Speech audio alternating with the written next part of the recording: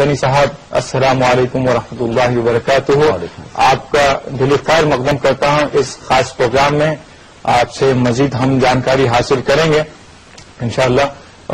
شوہر اور بیوی کے واقعات میں کیا ذمہ داریاں ہوتی ہیں جو خاندان میں درکار ہوتی ہیں؟ خاندانی ذمہ داریاں کیا ہوتی ہے، اس پر مفصل طور پر بتائیے گا. الحمدللہ رب العالمین والصلاة والسلام علی رسولہ الکریم وعلی آلہ واصحابہ اجمعین، اما بعد. ناظرین کرام، میں سب سے پہلے آپ سب کا اسلامی طریقے سے استقبال کرتا ہوں. السلام علیکم ورحمۃ اللہ وبرکاتہ. آپس میں ذمہ داری ادا کرنے یا نہ کرنے سے خاندان پر بڑے گہرے اثرات مرتب ہوتے ہیں. جہاں تک شوہر کی بات ہے، سورہ نساء سورہ نمبر 4 آیت نمبر 32 کے اندر، اور بیوی سے متعلق بھی جو ذمہ داری بنتی ہے، سورہ نساء سورہ نمبر 4 آیت نمبر 32، 33، 34 کے اندر اللہ سبحانہ و تعالیٰ نے ارشاد فرمایا کہ بنیادی طور پر شوہر پر یہ ذمہ داری ہے کہ وہ بیوی کی معاشی ذمہ داریوں کو اٹھائے، اور اسی طریقے سے عورت کی جسمانی ضروریتیں اور اسی طریقے سے عزت اور ناموس کی حتی الامکان کوشش کرے.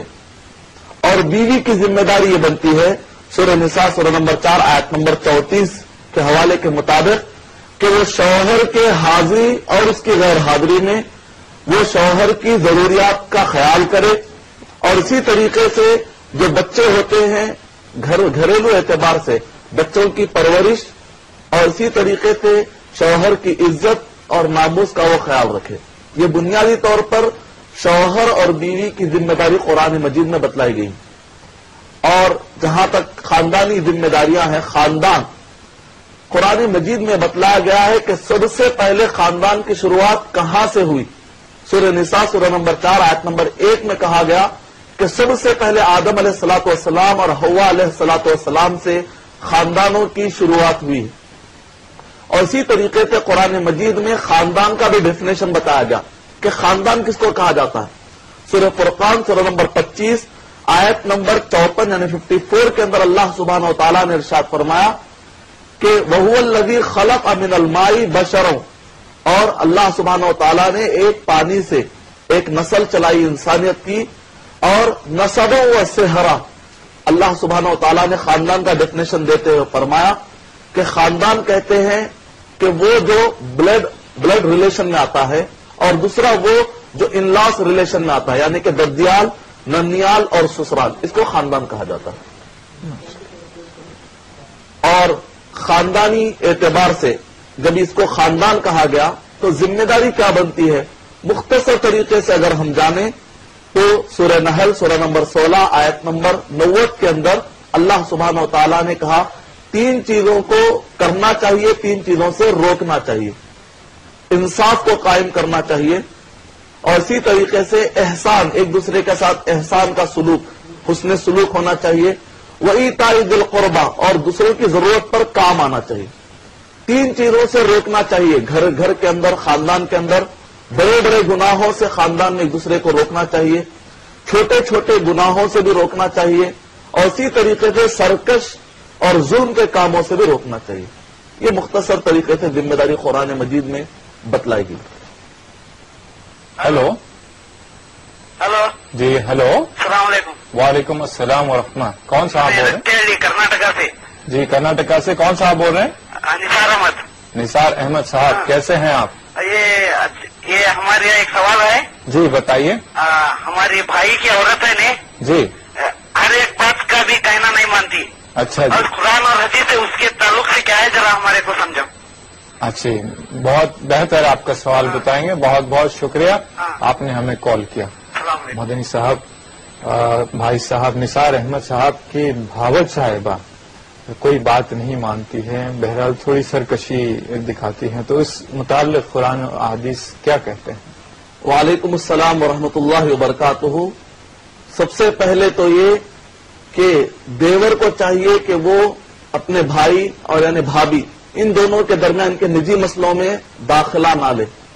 بھائی کو چاہیے کہ وہ آپس کا مسئلہ خود سلجھا لے. بھائیوں کے اور اسی طرح سسرال کے انوالو ہونے سے مسئلہ اور بڑھ جائے گا. اب جہاں تک اگر یہ مسئلہ مجھ سے ڈائریکٹ اگر شوہر پوچھتے اور کچھ سبب بتاتے تو شاید کہ میں کوئی حل دے پاتا. اور اس میں یہ بات بھی مجھے واضح نہیں ہے کہ آخر غلطی شوہر کی طرف سے ہو رہی ہے یا بیوی کی طرف سے. بات نہیں سننا ہے یہ تو بات صحیح ہے، لیکن کیوں نہیں سن رہی ہے؟ کہیں ایسا تو نہیں کہ شوہر کی بھی کوتاہی ہو رہی ہے؟ تو ایسے وقت پر ہم ایک طرفہ سن کر کسی کا فیصلہ تو نہیں کر سکتے. عمر رضی اللہ تعالیٰ عنہ نے فرمایا اگر کوئی ایک آنکھ پھٹی لے کر تمہارے پاس آئے تو فیصلہ مت کر دو جلد بازی میں، ہو سکتا ہے کہ وہ دوسرے کی 2 آنکھ پھوڑ کر آیا ہو. تو ایسے وقت پر صرف سن کر فیصلہ نہیں کیا سکتا. البتہ جنرل بات یہ ہے کہ آپ اپنے بھائی سے کہیے کہ اس مسئلے کو سالو کریں. سالو کرنے کا طریقہ بتایا گیا سورہ نساء سورہ نمبر 4 آیت نمبر 34 کے اندر. انشاءاللہ پڑھیے آپ کو معلومات مل جائیں. شکریہ مدنی صاحب. آئیے اور ایک کالر ہیں، بات کرتے ہیں. ہیلو السلام علیکم. وعلیکم السلام ورحمۃ. جی صاحب کون بول رہے ہیں اور کہاں سے بول رہے ہیں؟ جی ہم آزاد بول رہے ہیں مدینہ منورہ سے. ماشاء اللہ مدینہ منورہ سے بول رہے ہیں آزاد صاحب. جی فرمائیے آپ کا سوال کیا ہے؟ سوال یہ ہے کہ ہم انگریزی میں جس کو فیملی بول رہے ہیں، جی جی اسلامی طور پر ہم اس کا کیا ڈیفینیشن کر سکتے ہیں؟ خاندان کا تو وہ ڈیفینیشن جو مفتی صاحب بتائے وہ تو بہت بڑی ہے. جی فیملی کے لیے لاگو ہوگی؟ جی جی جی بہتر ہے، آپ کے سوال کا جواب دیا جائے گا. بہت بہت شکریہ آپ نے مدینہ منورہ سے ہمیں کال کیا.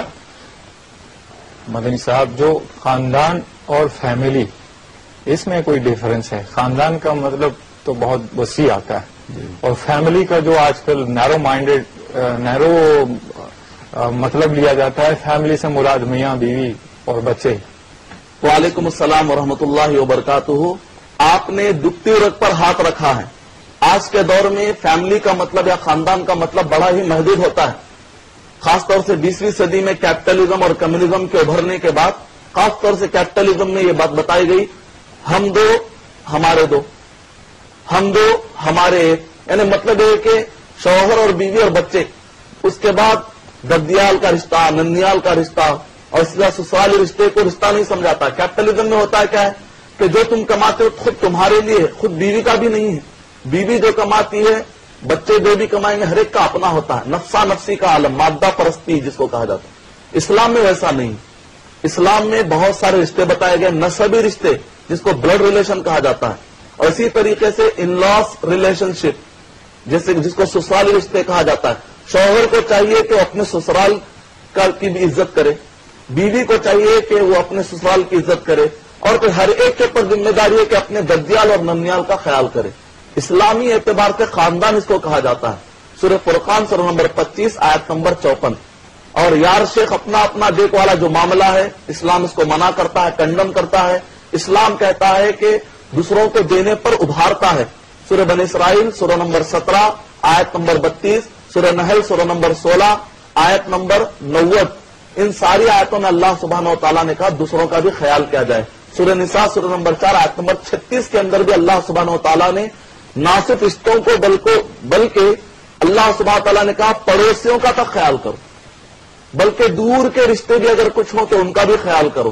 جہاں تک ہو سکے دوسروں کے ساتھ ہمدردی، محبت، الفت اور ان کے برائیوں اور ان کے مصیبتوں کے وقت پر برے حالات اور مصیبتوں میں کام آنے کا جذبہ اپنے دل میں رکھو. یہ اسلام کہتا ہے. بہتر. آئیے اور ایک کالر ہمارے لائن پر ہیں، ان سے بات کرتے ہیں. ہیلو جی فرمائیے گا. جی ہیلو جی آپ کی آواز آ رہی ہے، بتائیے.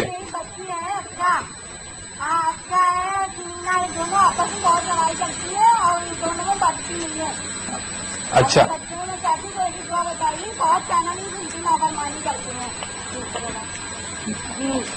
جی ہلو جی جی یہ دونوں بچے نا آپس میں گھر میں بہت لڑائی کرتے ہیں. جی جی اور ان سے آپس میں بنتی بھی نہیں ہے، گھروں سے زیادہ لڑائی کرتے ہیں، محبت نہیں ہے گھر میں.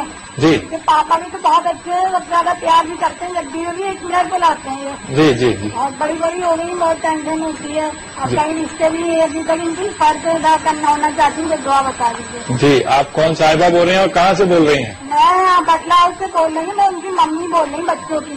جی جی بہتر ہے. بہت بہت شکریہ آپ نے ہمیں کال کیا. آپ کے سوال کا جواب یقیناً دیا جائے گا.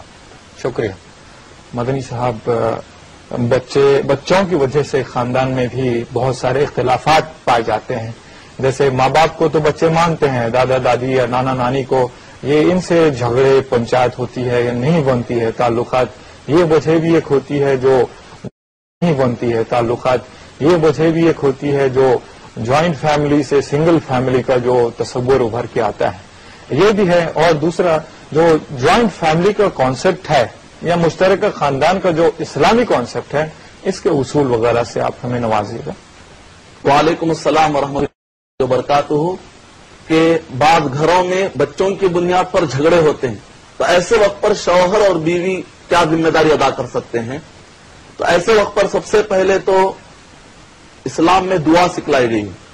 سورہ صافات سورہ نمبر 37 آیت نمبر 100، ربی حبلی من الصالحین، کہ بچہ پیدا ہونے سے پہلے ہی دعا کرتے ہیں ماں باپ کہ اے اللہ سبحانہ وتعالیٰ مجھے نیک اولاد عطا کر. سبحان اللہ. اور جو اولاد پیدا ہونے کے بعد جب دیکھے کہ وہ غلط رخ پر جا رہے ہیں تب بھی دعائیں سکھلائی گئی. دعاؤں کا بڑا فائدہ ہوتا ہے. اللہ سبحانہ وتعالیٰ نے سورہ فرقان سورہ نمبر 25 آیت نمبر 74 کے اندر اللہ سبحانہ وتعالیٰ نے کہا کہ اللہ سبحانہ وتعالیٰ ہمارے بچوں کو ہماری آنکھوں کے لیے ٹھنڈک بنا دے. اور میرے پاس بہت سارے ایسے سوالات آتے ہیں تو اس پر یہی ہوتا ہے کہ بچوں کی بنیاد پر جھگڑے ہوتے ہیں، بہت خطرناک حالات سے دو چار ہوتے ہیں. جب میں نے ان کو یہ دعا دی تو الحمدللہ اس دعا کا اتنا اثر پڑا. سورہ فرقان سورہ نمبر 25 آیت نمبر 74، پانی میں پھونک کر تھوکے چھٹے پانی میں گرنا چاہیے. بچوں کو آپ پلا دیجیے. دعا ایک بار دہرا دیجیے گا. ربنا هب لنا من ازواجنا وذرياتنا قرۃ اعین وجعلنا للمتقین اماما. سورہ فرقان سورہ نمبر 25 آیت نمبر 74. اس کو آپ پڑھ کر پانی میں پھونکیے اور بچوں کو پلا دیجیے. اور اسی طریقے سے اگر شوہر دیکھ رہا ہو کہ بیوی انڈرسٹینڈنگ میں نہیں آ رہی ہے، یہ دعا اس کے لیے بھی کام آئے گی. یا بیوی دیکھ رہی ہے کہ شوہر انڈرسٹینڈنگ میں نہیں ہے تو ایسے وقت پر یہ دعا ان سب کے لیے کام آئے گی. یہ تین اگر جو خاندان کے بیسک کمپوننٹ جس کو کہا جاتا ہے، اگر یہ درست ہو جائیں گے تو پورے خاندان میں اس کے اچھے اثرات پڑیں گے انشاءاللہ. اور جہاں تک جوائنٹ فیملی کے اصول اور ضابطے ہیں، مختصر طریقے سے اصل تو یہ ہے کہ شوہر کو چاہیے کہ بیوی کو ایک الگ گھر لے کر رکھے. جوائنٹ فیملی ایک ہی گھر میں پوروں کو رکھنے سے بہت سارے اسلامی مسائل پیدا ہوتے ہیں. تو اصول اعتبار سے الگ رہ سکتے ہیں تو بہتر ہے، لیکن اس کے لیے شرطیں ہیں. سب سے پہلے تو یہ کہ مرد کے پاس اتنی کیپیسٹی ہونی چاہیے مالی اعتبار سے کہ وہ الگ رکھ سکے. اگر نہیں ہے تو ایسے وقت پر بیوی کو چاہیے کہ وہ کوآپریٹ کرے، مدد کرے اپنے شوہر کی، زبردستی نہ کرے. دوسری بات یہ ہے کہ اس لڑکے کی ماں باپ کو اتنی خاص ضرورت نہ ہو. اور بھی بھائی ہے جو کہ ماں باپ کو دیکھتے ہوں. کبھی ہوتا ہے کہ ماں باپ بہت زیادہ بیمار ہوتے ہیں تو ایسے وقت پر بیوی کو چاہیے کہ وہ قربانی دے. قریب رہنے میں فائدہ یہ ہوگا کہ بہت سارے لڑکا اپنے والدین کے حقوق بھی ادا کر سکتا ہے. اس پر ہم مزید بات. ہیلو ہلو جی، میں ظفر صدیقی بول رہا ہوں. زما صدیقی صاحب السلام علیکم ورحمۃ اللہ وبرکاتہ. وعلیکم السلام ورحمۃ جی. اللہ وبرکاتہ. ظفر صدیقی صاحب کہاں سے بول رہے ہیں؟ میں رشی کے دہرادون سے بول رہا تھا. جی فرمائیے، کیا سوال ہے آپ کا؟ میں یہ کرنا میں اپنی بیٹی کے رشتے کے لیے کیا بینک کے میں ملازم آدمی کو کنسیڈر کر سکتا ہوں جی جی نکاح کے لیے؟ جی ایک آدمی جو بینک میں ملازم ہے جی وہ کیا میں اس کو کنسیڈر کر سکتا ہوں؟ بہتر. میں اسے یہ ہے کہ سود اسی طرح حرام ہے جی. جس طرح شراب حرام ہے.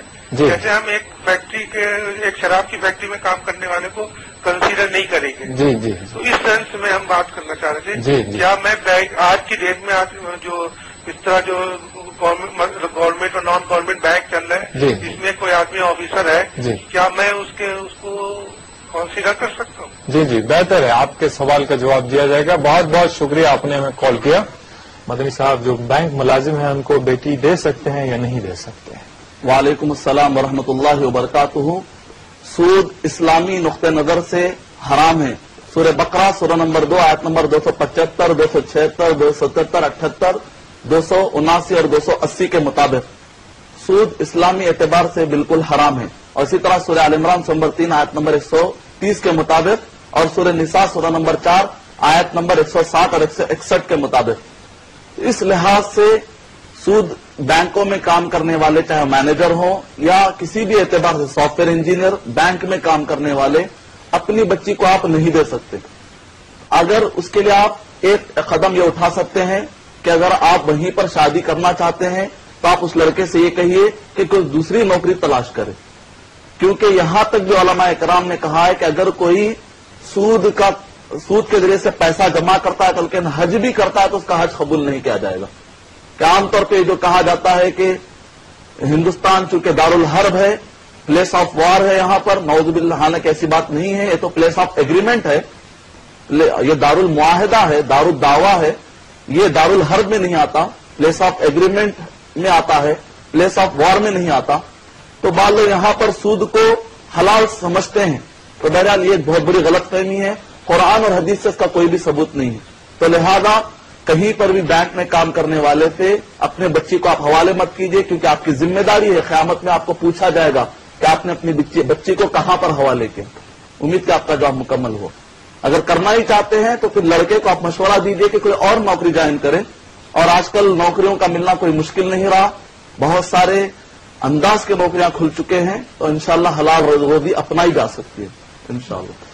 جہاں تک یہ بہت ہی اہم سوال ہے، آج کے دور کا سلگتا ہوا موضوع ہے، ہاٹ ایشو، جس کو کہا جاتا ہے کہ جوائنٹ فیملی جائز یا ناجائز. میں اس کو بالکل ناجائز بھی نہیں کہہ سکتا، میں اس کو جائز بھی نہیں کہہ سکتا. یہ دیکھا جائے گا کہ حالات کے حساب سے فیصلہ کیا جائے گا. ایسے وقت پہ جبکہ اگر وہاں پر دیور موجود ہو، پردے کی پابندی نہیں ہو رہی ہو، ایک گھر کے اندر گھر بالکل چھوٹا ہے اور شوہر کے پاس امکان بھی موجود ہے کہ وہ الگ گھر لے سکتا ہے، تو اتنا قریب گھر لے گا کہ جہاں سے وہ اپنے ماں باپ کے گھر بھی قریب پڑے اور اپنی بیوی کے ساتھ جہاں پر رہتا ہے وہ گھر دونوں بالکل قریب ہونا چاہیے. الگ ہوتے بھی ہیں تو الگ ہونے کی گنجائش اتنی ہے کہ صرف پردے کی پابندی کی جائے، اتنی دور نہیں ہے کہ بالکل شہر چھوڑ کر جا رہے ہیں. اللہ ہے کہ مجبوری کے حالات، ضرورت کے حالات بالکل الگ ہیں.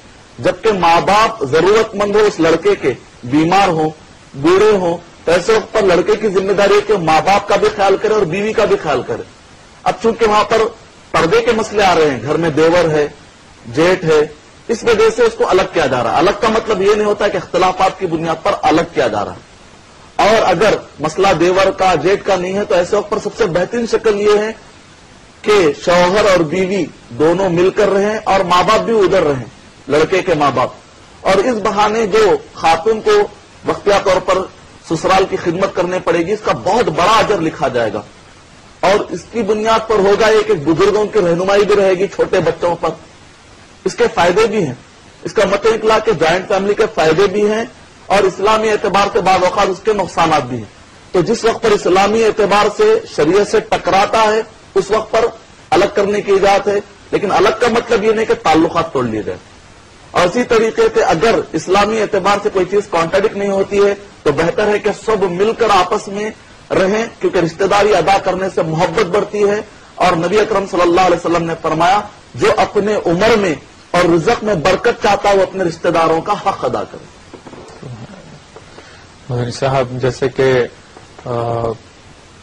وصیت، وراثت، ذمہ داری اور تحفہ وغیرہ یہ ساری چیزیں جو ہے، اس میں بچوں سے متعلق ان چیزوں میں کیا احکامات نازل ہوئے ہیں، اس سوال پر ہم بات کریں. یہ بھی بہت اہم سوال ہے. شوہر اور بیوی پر ذمہ داری ہوتی ہے کہ جب وہ اپنے بچوں سے متعلق حقوق ادا کرتے ہیں، ذمہ داری ادا کرتے ہیں اپنی، تو ایسے وقت پر عام طور پر سوالات اٹھتے ہیں کہ ہمارے ماں باپ نے وصیت کے مسئلے میں، وراثت کے مسئلے میں بہت اونچ نیچ کی ہے. تو ایسے وقت پر میں جنرل اصول بتاتا ہوں کہ ماں باپ اپنے لڑکوں کو کچھ اگر دینا چاہتے ہیں انتقال سے پہلے، اپنے مرنے سے پہلے، تو ظاہر بات ایسے وقت پر لڑکے کو لڑکی کے مقابلے میں زیادہ دینے کا جو رواج ہے، پہلے ہی جو لوگ بانٹ دیتے ہیں، یہ تو انہیریٹنس میں وراثت میں ہے. مرنے کے بعد جو مال بانٹا جاتا ہے اس کے اندر لڑکی کے مقابلے میں لڑکے کو ڈبل ملتا ہے. لیکن اگر انتقال سے پہلے بانٹا جا رہا ہے تو یہ تو تحفہ ہے. تحفے کا اصول یہ ہے کہ لڑکا لڑکی دونوں کو برابر بانٹا جائے. تو تحفے اور وراثت میں یہ فرق ہے. اور کبھی یہ ہوتا ہے کہ 5 بچوں میں سے ایک کو خاص وصیت کرتا ہے، کہتا ہے کہ میں بہت زیادہ چاہتا ہوں. حدیث شریف میں لا وصیت لوارث، جو وارث ہوگا، جو ترکہ میں حصہ پائے گا، اس کے لیے وصیت کرنا پھر الگ سے جائز نہیں. وصیت تو اس کے لیے ہے جس کو ترکے میں حصہ نہیں ملتا. اور ذمہ داری میں بھی ایک اہم اصول ہے. ایک بچے کو ڈاکٹر بنا، ایک بچے کو انجینئر بنا، تو بعد میں انجینئر والا بچہ یہ کہے کہ ڈاکٹر بنانے کی بنیاد پر اس پر زیادہ خرچہ آیا ہے، اس وجہ سے اگر لڑے تو یہ جائز نہیں ہے. دونوں کی ذمہ داری تو ماں باپ نے ادا کی، کسی کو انجینئر بنایا کسی کو ڈاکٹر بنایا، حسب خیر. تو اس میں پیسوں میں اونچ نیچ ہو رہی ہوگی لیکن ذمہ داری دونوں نے برابر ادا کی. یہ اہم اصول ہے جو سمجھنا ضروری ہے. جھگڑوں کی یہ بنیاد بھی بہت بنتی ہے. شکریہ بہت بہت. آئیے کالر سے بات کرتے ہیں. ہیلو، آئیے کالر سے بات کرتے ہیں. Hello hello hello. جی فرمائے گا. ہاں ہلو. جی آواز آ رہی ہے آپ کی. ہاں جی ہاں، میں ڈاکٹر جی خان ناطق سے بول رہا ہوں. جی میرا سوال یہ ہے ہاں جی کہ اگر بیوی جاب کرنا چاہے جی تو وہ کیا ذمہ داری ہوتی ہے؟ بہتر ہے آپ کے سوال کا جواب دیا جائے. شکریہ بہت بہت آپ نے کال کیا. مرین صاحب، اگر بیوی جاب کرنا چاہے تو شوہر کی کیا ذمہ داری ہے، اس سے متعلق یہ پوچھنا چاہ رہے ہیں. وعلیکم السلام ورحمۃ اللہ وبرکاتہ. کوئی بھی عورت خاتون پڑھائی کرنا چاہتی ہو یا پھر جاب کرنا چاہتی ہو، 3 اصول اگر پورے کر لیے جائیں تب تو جائز ہے. سب سے پہلے تو یہ کہ عورت مکمل اسلامی پردے کا جو کانسیپٹ، جو ہمارا ایک سیشن چلا ہے، اس کی روشنی میں اسلامی پردے کی پابندی کرے.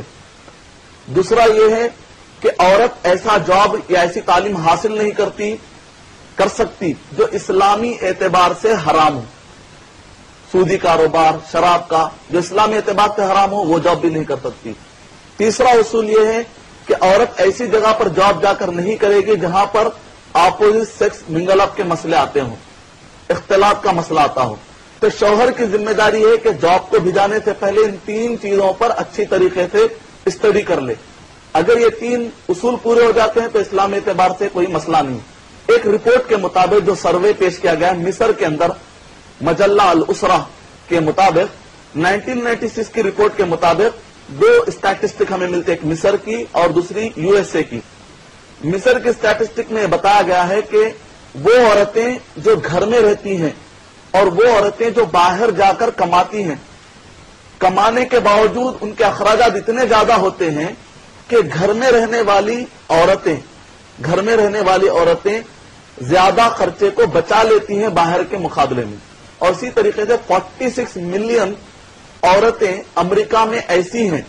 مثال طور پہ عورتیں 2 طرح کا جاب کرتی ہیں. ایک تو یہ کہ گھر سے باہر نکل کر ایک جاب ہوتا ہے، ایک تو وہ ہوتا ہے جو کہ گھر بیٹھے کرتی ہیں. بہت ساری آج بھی خواتین ہیں جو کہ گھر بیٹھے جاب کرتی ہیں، بہت ساری شکلیں آج نکل چکی ہیں. تو امریکہ کے اندر 46 ملین عورتیں ایسی ہیں جو پسند کرتی ہیں کہ گھر میں بیٹھ کر جاب کریں. اور اسٹیٹسٹک یہ بتلاتی ہے کہ جو عورتیں گھر میں بیٹھ کر جاب کرتی ہیں وہ 28% باہر والی عورتوں سے زیادہ خرچے کو بچا بھی لیتی ہیں اور زیادہ فائدے میں. تو اس وجہ سے کوشش یہ کیجیے کہ عورت کو ایسا جاب دلائیں جو گھر بیٹھا ہو. اس کا فائدہ یہ ہوتا ہے کہ ان 46 ملین عورتوں سے امریکہ کی پوچھا گیا کہ آپ گھر والا جاب کیوں آپ نے اختیار کیا، تو کہا کہ تاکہ ہم کما بھی سکیں اور اپنے بچوں کی دیکھ بھال بھی کر سکیں. تو سب سے بہترین شکل تو یہ ہے کہ گھر والے جاب کو ترجیح دی جائے. امید کہ آپ کا جواب مکمل ہے. شکریہ مدنی صاحب. مدنی صاحب ساجد حیدرآباد سے لکھتے ہیں، اگر فیملی ممبرز میں نا اتفاقی ہو تو اس صورت میں صلہ رحمی کس حد تک مفید ہے؟ اس سوال سے متعلق جواب. وعلیکم السلام ورحمۃ اللہ وبرکاتہ. خاندان میں، فیملی میں اگر نا اتفاقی ہو تو ایسے وقت پر کیا کیا جائے؟ صلہ رحمی کس حد تک ہمارے لیے مفید ہے؟ نبی اکرم صلی اللہ علیہ وسلم نے یہ فرمایا، ترمذی شریف کی روایت ہے، لیس المکافی، اور صلہ رحمی کرنے والا وہ نہیں ہے جو بدلے کو بدلا دیتا ہے. سامنے والا اچھا رہا تو میں بھی اچھا رہوں گا، اگر سامنے والا بگڑ گیا تو میں بھی بگڑ جاؤں گا. اس اصول پر چلنا یہ صلہ رحمی نہیں. اسلامی اصول یہ ہے کہ سامنے والا اچھا رہا تو میں مجھ سے اور اچھا رہوں گا، اور اگر سامنے والا بگڑ جائے تو میں اس سے آخری حد تک اچھا کرنے کی کوشش کروں گا. یہ ہے اسلامی اعتبار سے صلہ رحمی. نا اتفاقیاں تو ہوتی رہیں گی، ناچاقیاں تو ہوتے رہیں گی. ایسا کوئی گھر آپ نہیں بتا سکتے کہ جہاں پر نا اتفاقی نہ جائے. اگر کوئی ایسا گھر ہو تو ایسے وقت پر ایسا کوئی گھر ہو ہی نہیں سکتا کہ جہاں پر آپ ایسا گھر بتائیں. تو جہاں تک نا اتفاقیاں ہیں وہ تو آتے رہیں گی. کوشش یہ کیجیے کہ جہاں تک ہو سکے اس میں اجر تلاش کیجیے. اجر تلاش کرنے کا مطلب یہ ہے کہ ان حالات میں آپ اچھے سے اچھا سلوک کیا کر سکتے ہیں جس سے کہ آپ اپنے رب کو راضی کریں. تو صلہ رحمی تو کرنا ہے، البتہ کیسے کرنا ہے وہ حالات پر ڈیپینڈ ہوگا. اس حد تک کیجیے کہ جس کی وجہ سے حالات درست ہو جائے. یہ اصل مسئلہ ہے. صلہ رحمی کے پیچھے جو کانسیپٹ ہے وہ یہ ہے کہ نااتفاقیوں کو ختم کر دیا جائے. اس کے لیے آپ دعاؤں کا سہارا لے سکتے ہیں، اس کے لیے آپ بڑوں سے کاؤنسلنگ کرا سکتے ہیں، یا آپ کا اسپیسیفک مسئلہ بتا کر قریب کے علماء سے آپ مشورے لے سکتے ہیں.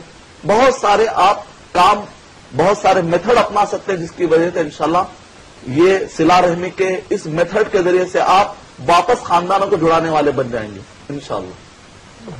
بہت بہت شکریہ. ابھی آپ نے بہت ہی اچھا سوال کیا ہے. حوالہ لکھ لیجئے سورہ صافات سورہ نمبر 37 آیت نمبر 100، سورہ فرقان سورہ نمبر 25 آیت نمبر 74 کے اندر اللہ سبحانہ وتعالیٰ نے پہلے ایک دعا سکھائی، ربی حبلی من الصالحین، اے اللہ سبحانہ وتعالیٰ مجھے صالح اولاد عطا کر. اور اسی طرح دوسری دعا ہے ربنا حب لنا من ازواجنا وذریاتنا قرۃ اعین وجعلنا للمتقین اماما، کہ اے ہمارے رب ہمارے شوہروں کو، اور اگر شوہر دعا کر رہے ہیں تو اے ہمارے رب ہمارے بیویوں کو ہماری آنکھوں کے لیے ٹھنڈک بنا دے، اور ومن ازواجنا وذریاتنا، اور ہمارے بچوں کو بھی ہماری آنکھوں میں ٹھنڈک بنا دے. یقیناً اس دعا کے اتنے فائدے ہوئے ہیں کہ بہت سارے گھر ٹوٹتے ٹوٹتے بچ گئے الحمدللہ. تو بہت طاقت ہے ان دعاؤں کے اندر. انبیاء کرام اپنے بچوں کے لیے، اپنے گھر والوں کے لیے خاص طور سے دعائیں کرتے تھے. سورہ نوح سورہ نمبر 71 کی آخری آیت، اور اسی طریقے سورہ ابراہیم سورہ نمبر 14 کی آیت نمبر 35 سے لے کر 40 تک، رب اجعلنی مقیم الصلاۃ ومن ذریتی. اور اسی طریقے سے زکریا علیہ الصلوۃ والسلام نے خاص طور سے سورہ مریم سورہ نمبر 19 کی آیت نمبر 1 سے لے کر 5 تک بچے کے لیے دعا کی. تو اس کا مطلب دعائیں کرنی پڑتی ہے. حالات سدھارنے کے لیے دعائیں بہت اہم ذریعہ ہے انشاءاللہ. بہتر، شکریہ. ایک کالر لائن پر ہے، بات کرتے ہیں. آئیے. ہیلو. ہلو جی فرمائیے گا. السلام علیکم. وعلیکم السلام ورحمہ. میں حیدرآباد سے بات کر رہا ہوں. جی کون صاحب بول رہے ہیں؟ سید مسعود علی. مسعود علی صاحب. جی جی فرمائیے آپ کا کیا سوال ہے؟ میں ایک گھر کا بڑا بیٹا تھا صاحب، جی تو سعودی عرب کو گیا، جی جا کے اپنے بہنوں کی ذمہ داری، ماں باپ کی ذمہ داری پوری کرا. جی میں اپنے بیوی بچوں کے واسطے کچھ بھی نہیں کرا جی کہ میرے ماں باپ کو تکلیف نہیں ہو نہ بول کے. جی آج سب مزے میں ہو گئے. جی آج میں بیمار پڑا ہوا ہوں، بستر پہ ہوں. شوگر اللہ ہے رحم میرے کرے، کو، اللہ رحم کرے، میرے کو پیٹ پہ پھوڑا ہو گیا ہے. اللہ رحم کرے. علاج کرنے کے بعد سے پیسے نہیں ہے، تو میں بابا سے بات کرا تو غصے میں جی اللہ کو تکلیف ہوتی بول کے میں غصے میں بھی بات نہیں کر رہا ہوں. جی تو ان لوگ سمجھ لے میں ڈر رہا ہوں ان سے. جی کیا کرنا چاہیے ذرا آپ اس کا مسئلہ بتائیے صاحب. اللہ آپ کو صحت کاملہ عطا فرمائے اور صبر جمیل عطا فرمائے. چھوٹے چھوٹے بچے ہیں میرے کو، جی میں بہت پریشان ہوں، کھانے کو محتاج ہوں، کوئی نہیں دیکھ رہے صاحب. جی جی میں ان کے بعد سے بہت کچھ کہا، ہمیں نہیں بولنا چاہیے، مگر آج میرے کو کوئی پوچھ کے نہیں دیکھ رہے صاحب. جی جی ذرا پوچھیے آپ ان سے. جی بہتر ہے. آپ کا سوال میں سمجھ گیا. آپ کو یقیناً تشفی بخش نہ صرف آپ کو جواب دیا جائے گا، اگر آپ کے والدین اور آپ کے عزیز و اقارب یہ پروگرام اگر دیکھ رہے ہوں تو یقیناً اللہ ان کو ہدایت دے گا. یہ ساری باتیں انشاءاللہ ابھی بتائی جائیں گی. شکریہ بہت بہت آپ نے کال کیا. مدنی صاحب اچھے وقت تو ہر کوئی ساتھ ہوتا ہے، جب برا وقت ہوتا ہے تو ہر کوئی چھوڑ جاتا ہے، چاہے وہ بلڈ ریلیشن ہی کیوں نہ ہو. تو جیسے کہ ابھی عیاں ہو چکا ہے کہ صاحب نے جو بات بتائی ہے ابھی، تو اس ضمن میں اسلامی جو احکامات ہیں اس کو تھوڑا واضح فرما دیجیے گا تاکہ جو دیکھ رہے ہوں ان کے والدین یا کوئی رشتہ دار ان کا دیکھ رہا ہو تو وہ ان کی عیادت کے لیے آئے، ان کی مزاج پرسی کے لیے آئے، ان کی مدد کے لیے آئے. وعلیکم السلام ورحمۃ اللہ وبرکاتہ.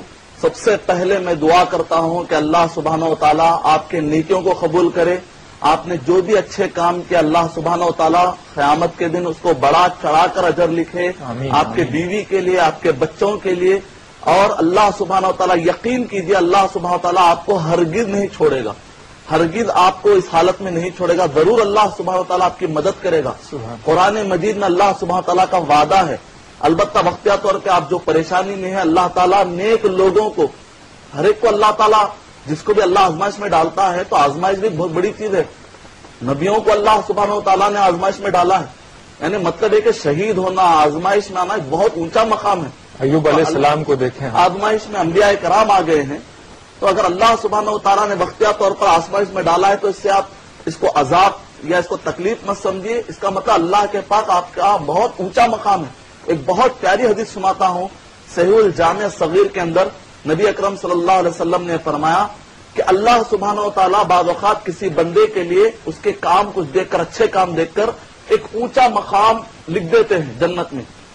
بعض اوقات یہ ہوتا ہے کہ بندے کے عمل اس لائق نہیں ہوتے کہ وہ اس کو اس درجے تک پہنچا دیا جائے، تو اللہ سبحانہ و تعالیٰ کیا کرتے ہیں کہ جنت میں اس کو تو وہ مقام دینا ہی ہے. اب ایسے وقت پر کیا کیا جائے؟ تو ایسے وقت پر تھوڑی سی اس پر آزمائشیں نہیں ہے. اب ایسے وقت پر کیا کیا جائے؟ تو ایسے وقت پر تھوڑی سی اس پر آزمائشیں ڈالتے ہیں. تو بندہ کیا کرتا ہے؟ آزمائش کے اوپر اللہ سے دعائیں کرتا ہے، گڑ گڑاتا ہے، تو اللہ کو اتنی ادا پسند آتی ہے، اللہ تعالیٰ اس کا اجر بڑھا کر اس کو جنت کے اونچے مقامات میں پہنچاتا ہے. تو الحمدللہ جو آپ نے نیکیاں کی، الحمدللہ آپ نے جنت میں آپ کے لیے بڑا اونچا مقام، آپ کے بیوی کے لیے، آپ کے بچوں کے لیے آپ نے ریزرو کر دیا. اور جو کچھ بھی تکلیف ہوگی، اگر واقع تکلیف ہو، میں نے تو تحقیق نہیں کیا، جو کچھ بھی آپ کی بات پر سننا، اللہ سبحانہ و تعالیٰ کسی کو چھوڑنے والے نہیں. ظلم ولا تحسبن اللہ غافلا عما یعمل الظالمون، جو بھی ظالم ہوگا اللہ سبحانہ و تعالیٰ اس کو چھوڑیں گے نہیں، اور ضرور اللہ سبحانہ و تعالیٰ آپ کی مدد کریں گے.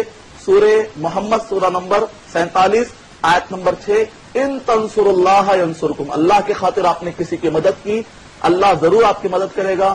بہت جلد اللہ سبحانہ و تعالیٰ آپ کو دنیا میں بھی اس کا پھل دکھائے گا، آپ کے بچوں کے لیے اللہ سبحانہ و تعالیٰ برابر پھل دکھائے گا. آپ مطمئن رہیے.